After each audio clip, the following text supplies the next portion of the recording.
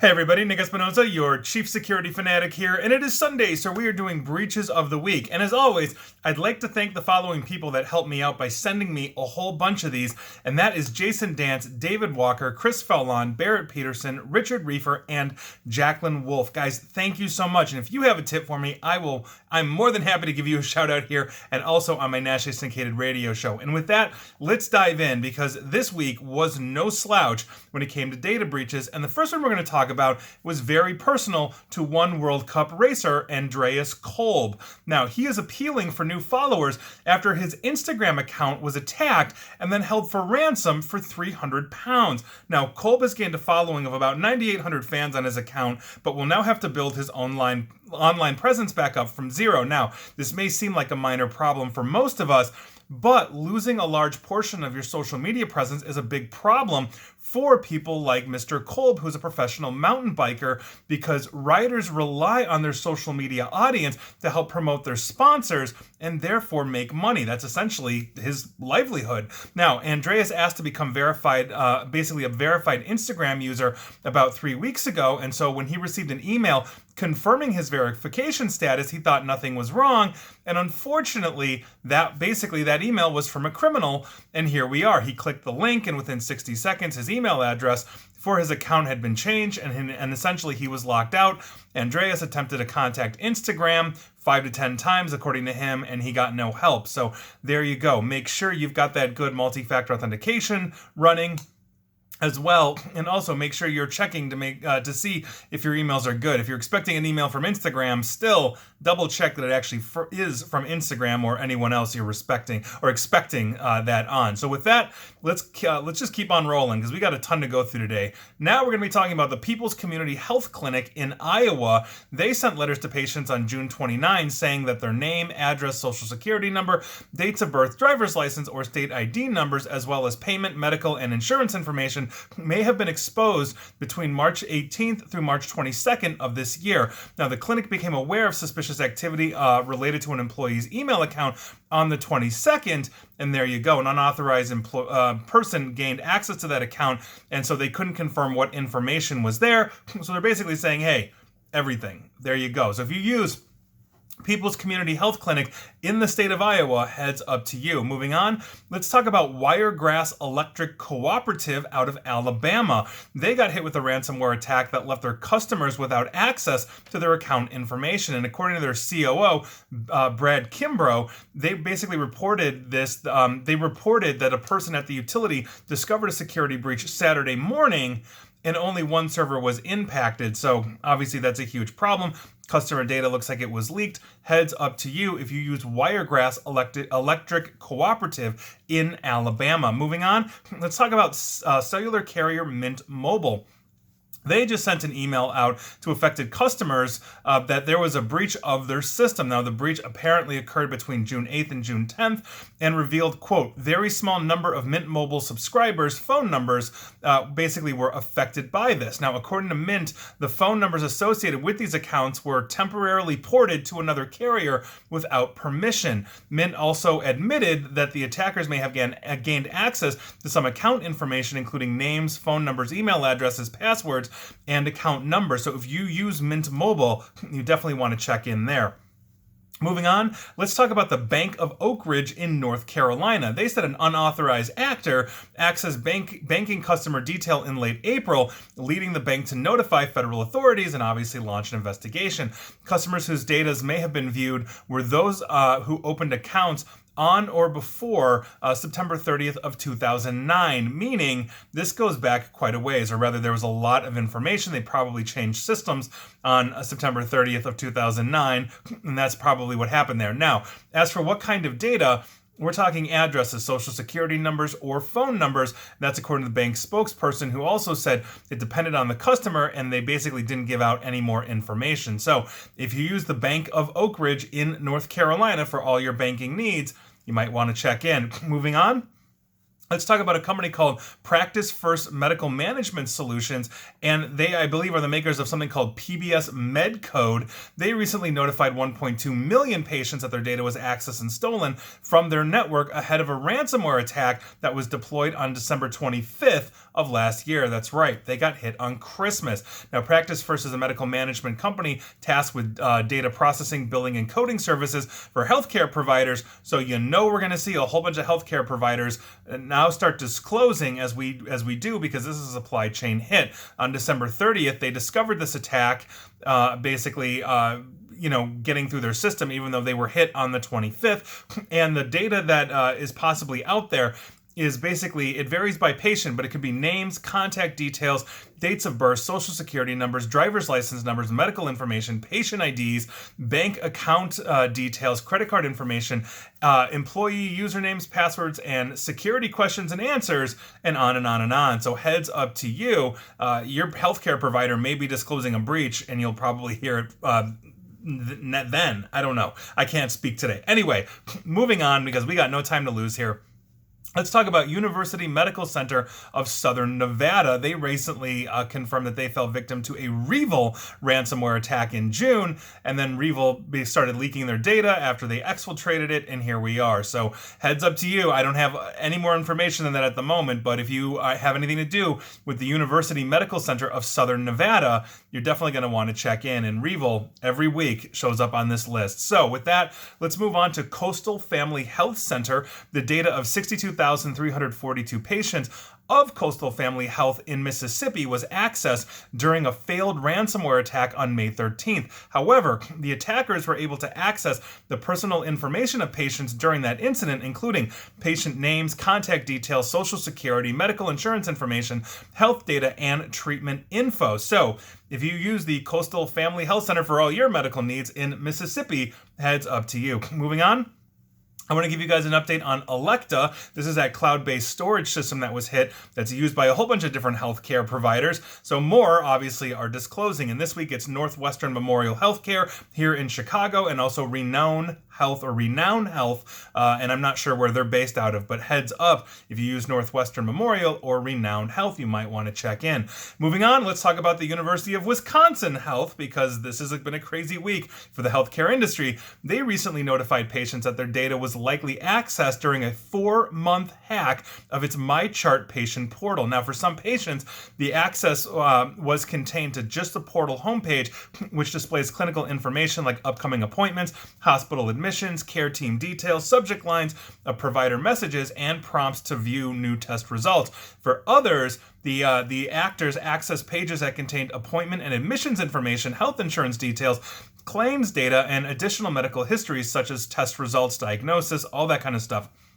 They're also saying that no financial data or social security numbers were compromised in the MyChart portal, because those aren't stored there. So there you go. So heads up to you, University of Wisconsin Health patients.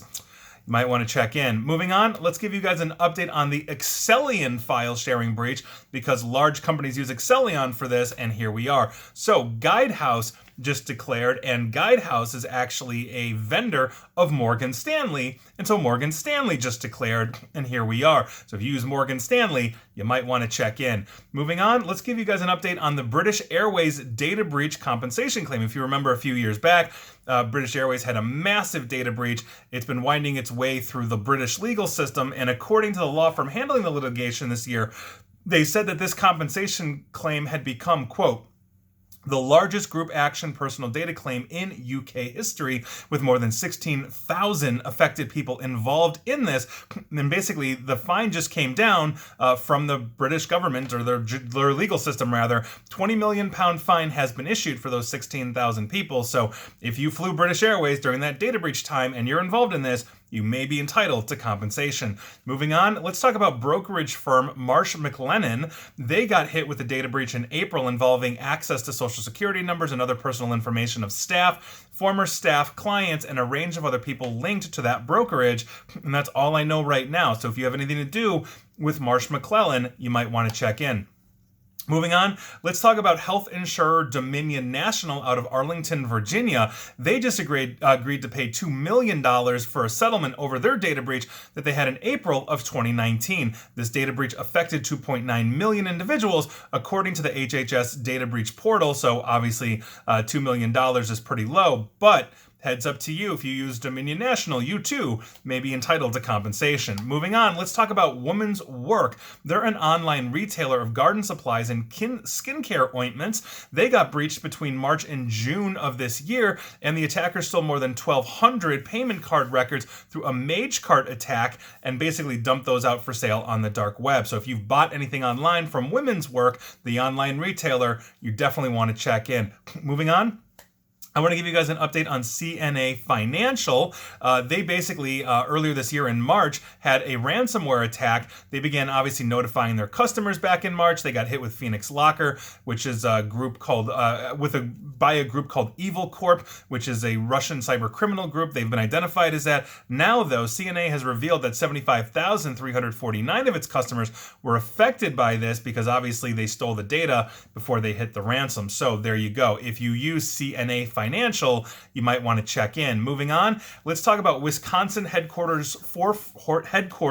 Forefront Dermatology. In their press release, Forefront reports that they had identified an intrusion into their system on June 4th. A subsequent investigation revealed that there had been unauthorized access to some of their patient and employee files between May 28th and June 4th of this year, and the patient files that were accessed could have included names, addresses, dates of birth, account numbers, health insurance plan ID numbers, medical numbers, dates of service, accession numbers, I don't know what that is, provider names, and or medical and clinical treatment information. And I quote, "There's no evidence that patient social security numbers, driver's license, or financial account/payment card information were involved." So heads up to you if you use Forefront Dermatology based out of Wisconsin. Moving on, I want to give you guys an update on Getter. That's Gettr. About a week ago or so, actually it was last week, I did them on This Week in Breaches and all of that. And in this week, they went from about having 1,000 users or so from when they first started to getting hacked. They got their members' profiles hacked and defaced, and now they've got 90,000+ users, and all of their information was stolen. Now, apparently attackers dumped the information from Getter, including usernames and email addresses, onto a hacking forum for anybody to see. And this is what happens when you don't have good API security for your platform. Now, if you didn't know, Getter was founded by Jason Miller. He's a former staffer of President Trump, and Mr. Miller had hoped to make this essentially what is a Twitter knockoff be the new home for his former boss and obviously President Trump's followers. And I really don't think that's going to happen because they got everybody hit, and some of the large leading Trump supporters and followers or members of Congress like Marjorie Taylor Greene, etc., have accounts that were defaced on Getter. So I think this platform is basically going to die an ugly death. We'll see what happens though. I'll keep you updated. Moving on, let's talk about Iran's national railway system because train services were canceled or delayed in Iran after a cyber attack crippled the national railway company's computer systems this past Friday morning. The exact nature of this disruption is unclear, but the outage affected both passenger and cargo transportation in the country. According to multiple local media outlets, the system used for managing train schedules along with ticketing services went down on Friday morning, basically their local time. Now, some scheduled trains were canceled while others were delayed. Boards inside some of the train stations listed the phone number for the office of Supreme Leader Ayatollah Ali Khamenei and asked travelers to actually call that office, that number, for additional details. Obviously, they're not going to know anything, but here we are. Now, with that, we also have to talk about Iran's Transportation and Urbanization Ministry because their websites of that ministry on Saturday, the next day, went basically out of service due to a cyber disruption that essentially that knocked off computer systems that were hosting that infrastructure. So Iran is under some kind of cyber attack. I'm curious to know, who is doing this, against Iran. For all I know, it's the Americans. We will see, but here we are. So obviously, if you are in Iran and you're watching this, and I don't think I've got many followers in Iran, but if you are and you're watching this, heads up to you. Your country's under cyber attack right now. Your trains are not running on time. And finally, and I've got two finalies for you today, We're going to start with Kaseya because obviously they are the largest data breach, of the last couple of weeks, and we are starting to see basically a lot more information come out. We'll see a ton of disclosures sooner than later from the 1,500 plus companies that were actually affected through this, not to mention the managed service providers that got all of these companies hit as Kaseya passed through them unknowingly. But Bloomberg reported yesterday that executives at Kaseya, based in Miami, were warned of critical security flaws in its software before that ransomware attack hit on several occasions from 2017 to 2020. 3 years, employees at Kaseya's offices in the United States said they flagged wide-ranging cybersecurity concerns to company leaders, but those issues weren't fully addressed, according to these employees who were employed in software engineering and development at Kaseya and asked not to be identified because they had signed non-disclosure agreements and feared retribution from the company. Now, among the most glaring problems was software with outdated code, the use of weak encryption and passwords in Kaseya's products and servers, a failure to adhere to basic cybersecurity hygiene practices, such as regularly patching the software, and a focus on sales at the expense of other priorities, according to their employees. And that is a very common thing I see, where the salespeople are just pushing, and development cannot keep up with all of these changes, or what ends up happening is you don't have a good software development life cycle there, or software composition analysis. I mean, these are things that really go into making good software. Now, on top of this, Brian Krebs of Krebs on Security wrote, and I quote, also on July 3, security incident response from Mandiant notified Kaseya that their billing and customer site, portal.kaseya.net, was vulnerable to CVE-2015-2862, a directory traversal vulnerability in Kaseya VSA, that's the product here that got us hit, and I continue, that allows remote users to read any files on the server using nothing more than a web browser. And as the name suggests, I continue to quote, CVE 2015 was issued in July of 2015. 6 years later, Kaseya's customer portal was still exposed to the data leaking weakness. Obviously a huge problem. Kaseya was not taking their security seriously at all, and this really underscores what we also saw with SolarWinds. Good cyber hygiene is beyond important to our providers as well, not just our businesses that are using them. This is going to get worse, and I'm hoping that all RMM, remote managed monitoring providers, basically Kaseya's competitors, are deeply shook by this and motivated to actually start listening to those engineers to say, hey, we've got to patch, we've got to update our passwords, we've got to enable better identity management solutions so that we can thwart these attacks, not to mention threat detection. This is a huge problem.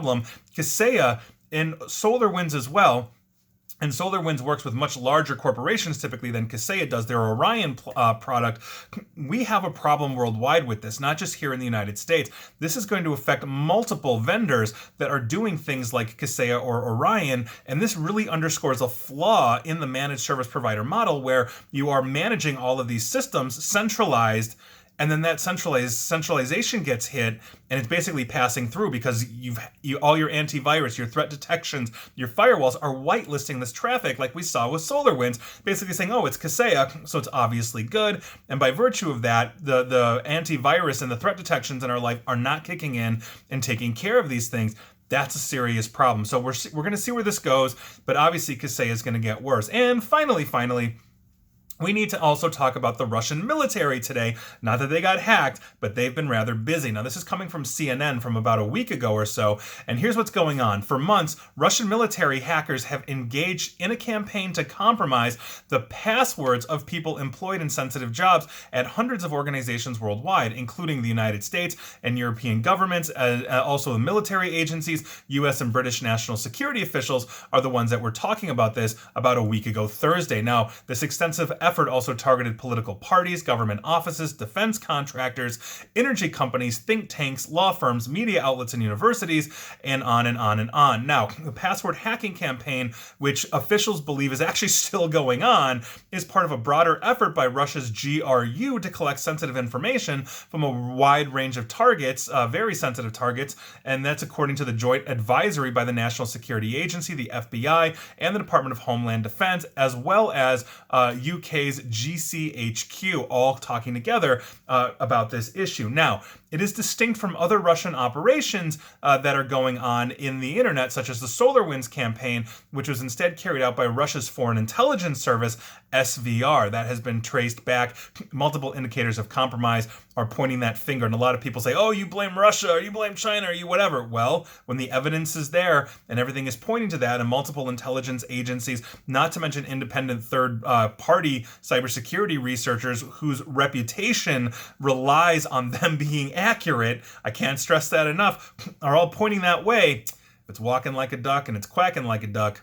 It's not a goose. Now, this campaign, which involved attempts to break the passwords of people affiliated with these organizations worldwide, began in mid-2019, and while aspects of it have been publicly reported in the past, the US government is attributing it to Russia's military intelligence agency for the first time this week. That's the GRU. Now, this advisory released a week ago Thursday did not specify how these attacks were successful, or how often these attacks were successful, rather, but it does say that the actors have used identified account credentials in conjunction with known vulnerabilities as well, meaning they've been able to capture this. And I think it really underscores a problem that we have is, one, there is so many usernames and passwords out there in the dark web. Part of the problem is that you're using your business or organization email in your entire life. You're logging into LinkedIn or Netflix or Amazon or whatever it is.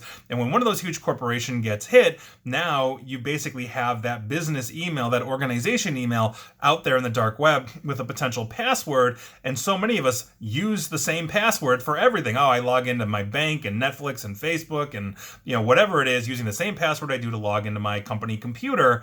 And that is one of the big issues that we have. The other problem that we have is that there is no enforcement of multi-factor authentication. That thwarts an absolute ton of this. And I can't tell you how many times where I've seen data breaches, or I've been called into data breaches on things like Office 365 that simply could have been thwarted if they had turned on MFA. It's really that simple. And so these are things that we really need to look at, not to mention vulnerability management, more advanced identity management that basically brings in adaptive multi-factor authentication, which is the next level of multi-factor authentication. These are things that everybody needs, but just doing those free table stakes things, like Amazon gives you 2FA, Facebook even gives you 2FA. You can get 2FA everywhere. There are free apps that you can download for this, make sure they're legitimate, but this is a problem that we have society-wide. People are just not recognizing this. And so, if Russian intelligence is indeed doing this, as multiple intelligence agencies around the globe are saying they are, then it really behooves us to make sure that we have a zero tolerance for this. Now, the Biden administration came out a couple of months ago with an executive order that basically said all federal agencies really need to step up the game on security practices, on reporting, all that kind of stuff. So I think we're seeing a real push at the top level of the US government for that. But your small business, your mid-sized business, your enterprise business has to have good hygiene as well. If not, you could be the next Kaseya, and nobody wants to be that. And with that, those were your breaches of the week. Were you affected? Let me know.